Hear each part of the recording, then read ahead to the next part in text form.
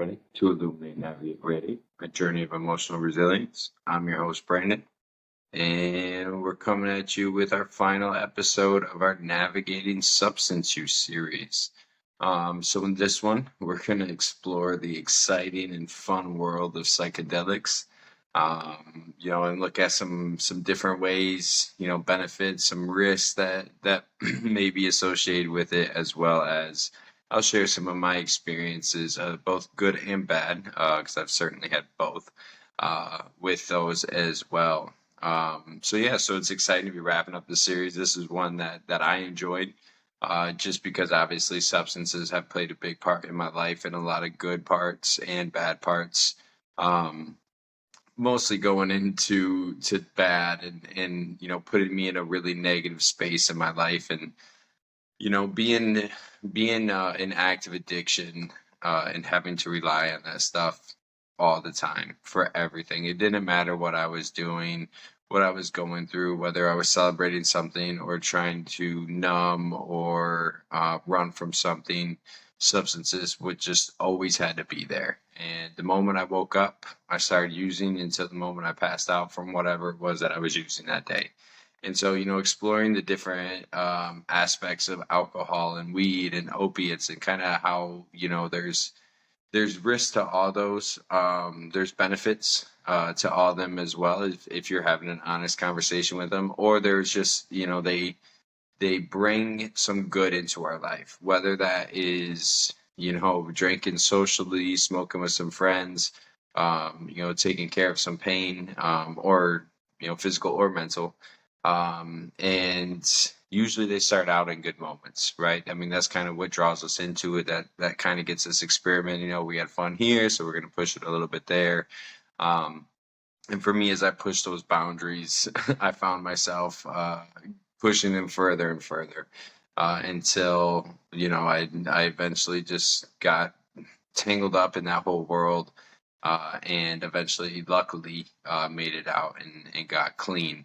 But psychedelics was an interesting one, because most of the time that I participated in psychedelics, it was fun.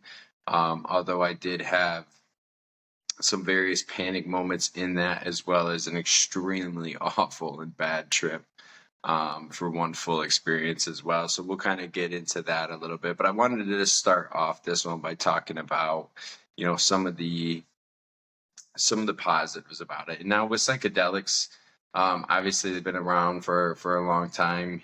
Different cultures have used them for, healing and spiritual experiences. And so that's been, always something that's been there.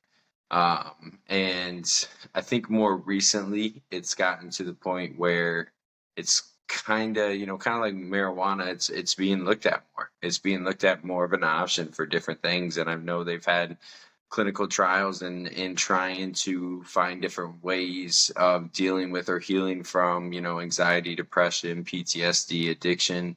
And that's been part of those trials is psychedelics and MDMA, ecstasy.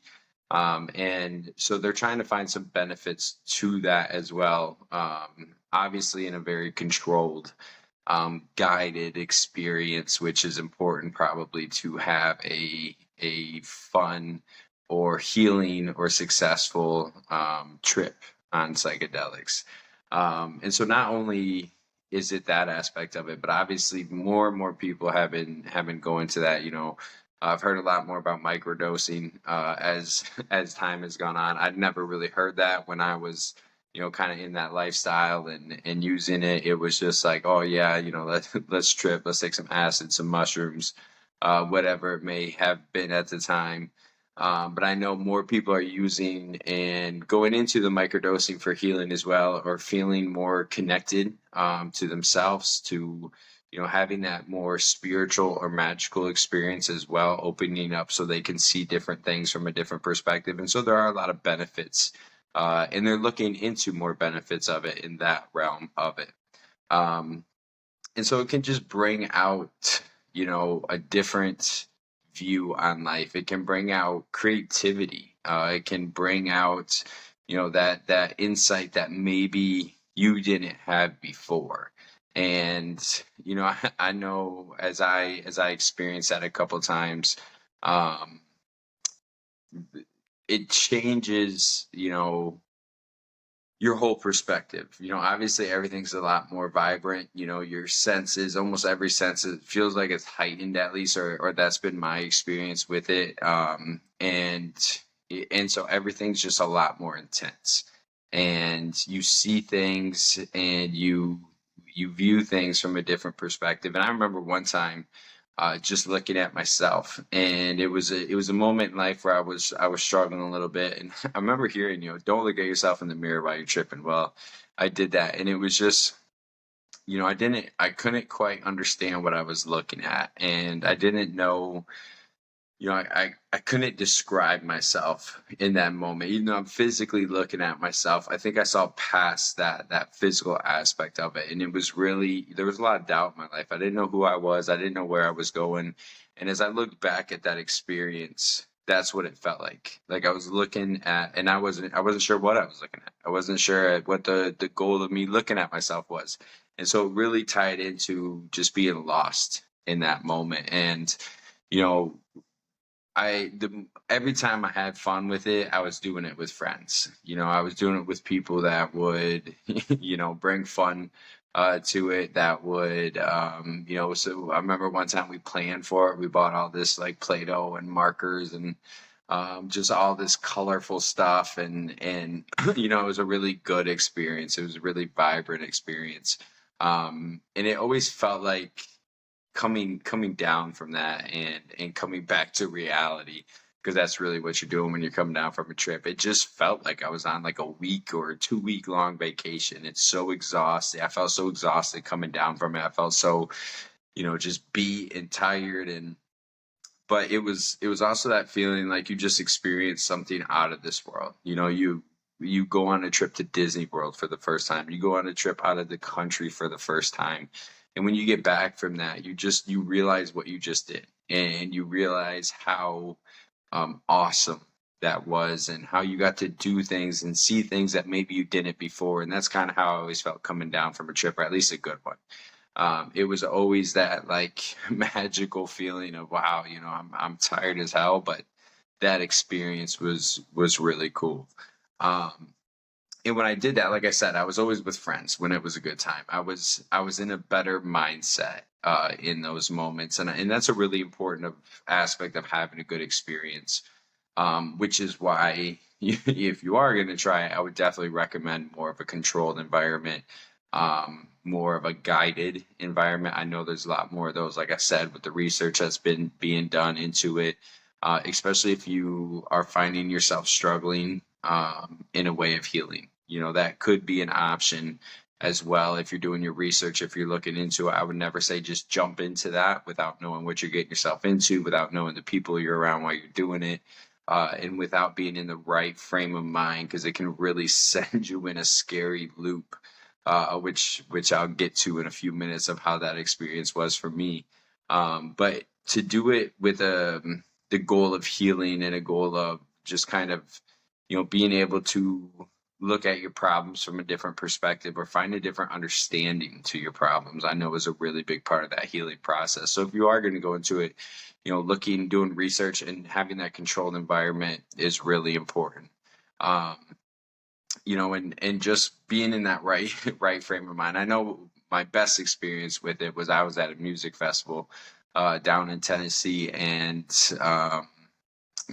me and some of my friends did it, and just the environment we were in made it an out of this world experience. Like the concerts I was seeing, I saw Lil Wayne that night, Primus that night, and it was just the people that were around. It was just an out of this world experience, and it wasn't just about like who I was seeing or what was going on, but it was the way I felt. That it was the way that I was in a different world while I was doing it, and I had people that were watching my back as well while I was while I was in that experience. Which again, I'm always gonna go back to, especially with something like this, is if you are gonna go into it, being in that environment with people you trust is super important. So that was one of my best experience with it. It was just a lot of fun. It was really eye opening. I felt really good in it. I felt really good after it. Um, and that's part of that experience, part of that psychedelic experience is seeing things from a whole different perspective, experiencing things through a whole different lens. Kind of in life, it's that one way we see things a certain way. So when we have something kind of shatter that reality for us and show things from a different perspective and a different light, it really can kind of open up your mind, which again I think is why it's playing a role in healing, in people's healing, and in people's spiritual connections, and in people's connections just in it with a deeper sense of themselves. um and with those experiences also came an experience that was so intense and so negative for me, I would never do it again. Doesn't matter. My mindset doesn't matter that, even if I wasn't clean and sober, this happened a few years before I got that way, and I'm going to do it again after that experience. Um, but it was just, I was in such a bad place mentally. I did it by myself. And it was just, thinking back on it, it was one of the scariest experiences of my life, because again, you lose sense of reality, and I lost sense of reality that night. And so I was coming down off heroin. I needed something. I don't know if I couldn't get it at the time or I couldn't afford it. I can't remember exactly what the circumstances was, but I know I had a few grams of mushrooms, and I was like, well, I gotta get high right now. I gotta get out of this feeling of starting to withdraw, and I need something, and so this is what I'm gonna do. So I ate a few grams of mushrooms. I'm pretty sure I ate it with bread, so it was really disgusting. Just trying to chew up mushrooms and with bread. So already not going into it in the right way. Um, and so I went and I was back in my parents' basement after dropping out of college again. And I went and turned on a movie in the basement. It was Heath Ledger's last movie. So in this movie, he had died during the making of it. So they brought in, a couple other actors. I believe one of them was Johnny Depp, and I can't remember the other ones. Um, but as the movie goes on, he changes and he becomes these other people. It's a very imaginative movie. But as this is happening, like, it's starting to mess with my mind a little bit, because I'm seeing this guy and I can't figure out if if it's actually happening or if my mind's making it look like somebody else. But it starts to mess with my head a little bit. So I get up, I start pacing, I start kind of freaking out a little bit. And then I remember looking at a clock. And that's what really kind of got me going, is I looked at a clock and I didn't understand what it was saying. And I know that sounds really weird. It's a really hard thing to explain, but I couldn't understand the concept of time, and that really freaked me out. So I remember my brother was there as well, my older brother, and I was telling him like, "Hey, I'm freaking out." And he's like, "Yo, just calm down." And I'm like, "No, I gotta go to the hospital. I gotta go tell mom and dad that something's wrong." And he's like, "Don't do that, man. Don't do that." And then something just triggered me, and I had to go tell my parents. So I walk into my parents' room and they're just chilling. They're watching a movie or watching TV or something. And I just open the door and I'm standing there, strung out. And I look at them, and I'm kind of calm in the moment. And I'm like, "Hey, I ate a bunch of mushrooms. I'm losing my mind. I need you to take me to the ER." My parents just kind of pause and look at each other, and they're just like, what are you talking about? And then I freaked out. Then I started panicking a little bit more. I got a little more intense. I was like, "Hey, I'm freaking out. I need to go to the hospital. You guys got to take me right now. I ate a bunch of mushrooms. I'm losing my mind." And so I think, without fully understanding what was going on, they knew I was struggling in life, and so they knew something was up. And so my dad got up, and got ready real quick, and we went and got in his car. Um, he had heated seats in his car, and so when we got into the car, the heated seats were just on right away, or he had turned them on or whatever. But I started getting this warm sensation on my ass, and I'm like, I remember sitting there thinking like, "Oh my God, I just shit myself in the car. I can't go to the hospital after just shitting myself. And so I look over to my dad and I'm like, did I just shit myself? Did you smell something? And he's just like, what the hell is going on with this kid? So that was a funny moment that my parents still bring up and make fun of me for in that. So anyway, so we ended up in the ER. I told them I was on mushrooms. They knew, just put me in a room, basically waited out until I started coming down.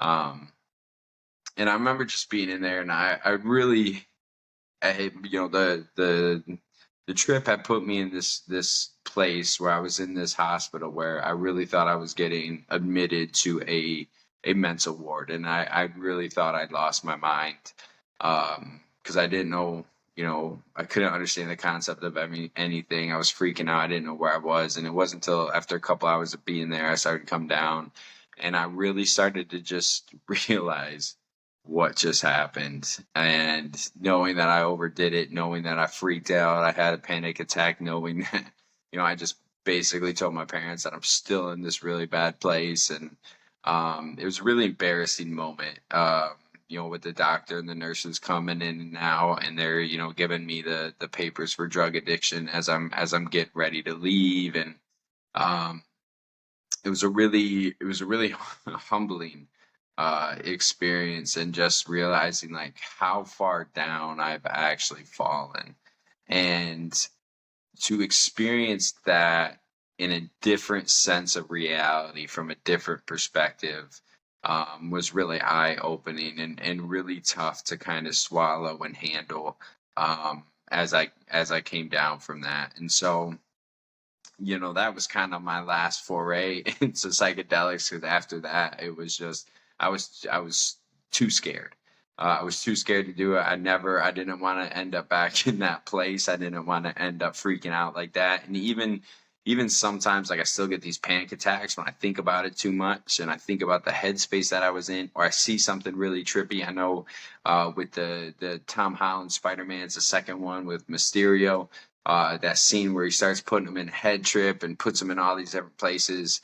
The first few times I watched that movie, I had to get up and walk away from that scene, because my heart would start racing, and I would just be in this mode of like, oh my gosh, I hate this. I would get these little panic attacks out of nowhere, and a lot of that came from, or at least I think it came from, just putting my mind back in that lost sense of reality, and feeling like I really lost myself finally. And so that had came up, and I dealt with that for years. Luckily, I haven't had one of those feelings in a while now. But yeah, and so it can also be a really scary experience. I mean, I look back and we laugh about that one because of everything that went into it that night, and my parents just being a part of it, and me freaking out to them, and me thinking I shit myself in the car. But in the moment, it was probably one of the scariest things I ever dealt with. And so when you're going into something like psychedelics, it can trigger those. It can, if you're already somebody who deals with mental health problems or addiction, if you're not doing that in a guided or safe environment, or somebody who kind of knows what they're doing and guiding you through something so intense and something so extreme and out of this world, then very likely could end up in a place like that. And so I would really push for caution, really push for research, if that's something you're interested in trying, and doing it in that controlled, guided environment with people that know what they're doing. Because again, it can be really healing and eye opening, but at the same time, with any substance, there's risk involved. There's risk of sending you into a worse spot, at least in that moment, of dealing with some of those panic disorders afterwards from something you experience on that trip.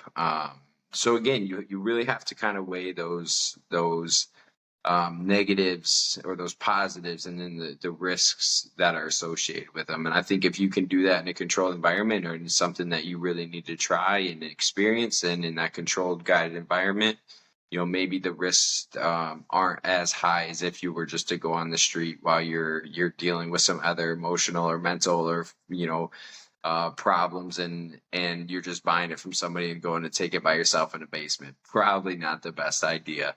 And so it's definitely an experience. They don't call it tripping for nothing. And like I said, I had some really good experiences on it. I had probably one of the worst experiences of my life on it, so I kind of had the whole spectrum of it. It's just something I would practice caution whenever going into. Um, but yeah, and that's something that's with all these substances. Obviously they're part of life, right? They're there. Whether it's something like alcohol that's so socially acceptable, but at the same time can be one of the most dangerous ones because it's not something that's always addressed as a risk. It's not something that's always addressed as a problem. To something like marijuana that was so stigmatized for so long until just recently. And I think in some states it's probably still pretty stigmatized, but I know in Michigan that it's not. Like I said, there's billboards everywhere for it, and you can see it going everywhere, anywhere you go. To opiates where again, it was something that was pushed by, pharmaceutical companies and doctors, and it ended up destroying so many, lives and so many families because of what it did when people were being overprescribed and just prescribed that stuff in general. So whenever you're looking at substances, it's so important to look and be cautious. It's so important to say, is this benefiting me? Is this hurting me? Is my risk of doing this, you know, does it outweigh the positives? Do I have a really addictive personality where I got some pain?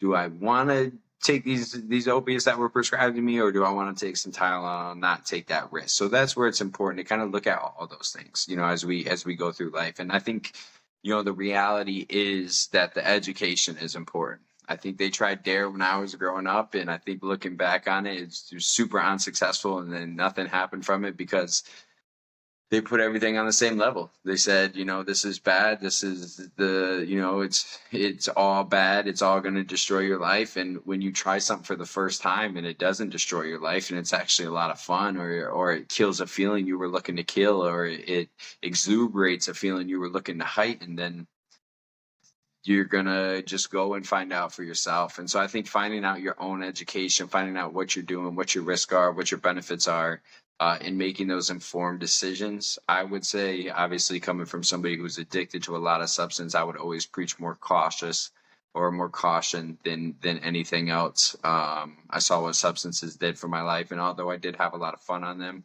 um, there was a lot more dark moments and a lot of moments that destroyed my life and took away opportunities. And I've seen them take lives. I've seen it destroy other people's lives, and it's just something to be really, really cautious about. But I think when you're being honest, when you're looking at it, you realize that there are some benefits, and you have to have an honest conversation to make an informed decision. So that pretty much wraps up our Navigating Substance Use series. It's one that I enjoyed just because, like I said, substances played a really big part of my life. So I like having conversations about that. I don't want to just turn away and act like nothing ever happens. I think having those conversations makes it more realistic and can make that opinion or that point of view a little more respectable when you look at it from both sides, why you used it, what it did to you, good and bad, and then where it ended up, taking somebody like me. So I've enjoyed this one. Thank you guys for tuning in and listening. If you enjoyed it, definitely hit the like, subscribe button. Keep checking us out. Got a good series coming up next month, starting next Friday, going into the body image and kind of how that affects our mental health, how different outside factors, external factors affect that body image. We have Annabelle joining us. She was on a previous Journey segment. So if you haven't checked that one out, definitely go check it out. And check out, this upcoming Monday, last Monday of April, last Journey segment. We got Grammy nominated Sean William joining us. Great conversation with him. Definitely highly recommend checking that one out, as well as all the other people that have been on, because they've been some great conversations. So thank you again for joining us. Thank you again for being a part of this journey, for being a part of this community, having these honest and fun conversations with us. We're looking forward to continue to grow, to continue to bring more people in, to have fun with it, and just be honest and real about where we're at, where we're going, and what we struggle with, because that is where we can find hope. That is where we can find inspiration, and that is where we can grow as individuals and as a community. So I appreciate your time. It's been Illuminate, Navigate, Radiate. Have a great rest of your day.